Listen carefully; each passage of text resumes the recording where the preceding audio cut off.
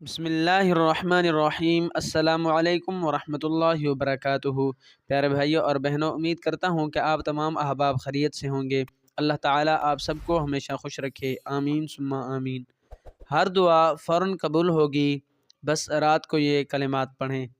سیدنا عبادہ بن صامت رضی اللہ عنہ بیان کرتے ہیں کہ رسول اللہ صلی اللہ علیہ وآلہ وسلم نے ارشاد فرمایا، جو آدمی رات کے وقت بیدار ہو اور پھر یہ کلمات پڑھے تو اس کو معاف کر دیا جاتا ہے، یعنی اس کے گناہ معاف کر دیے جاتے ہیں، اور جو بھی دعا کرے گا تو وہ دعا اس کی قبول ہوگی، اور اگر اس وقت اٹھ کر نماز پڑھے گا تو اللہ پاک اس کی وہ نماز بھی قبول فرمائیں گے۔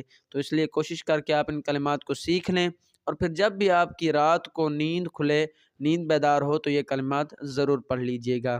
وہ کلمات یہ ہیں: لا الہ الا اللہ وحدہ لا شریک لہ، لہ الملک ولہ الحمد وہو علی کل شیء قدیر، سبحان اللہ والحمد للہ ولا الہ الا اللہ واللہ اکبر، ولا حول ولا قوة الا باللہ العلی العظیم۔ اور پھر کہے رب اغفر لی۔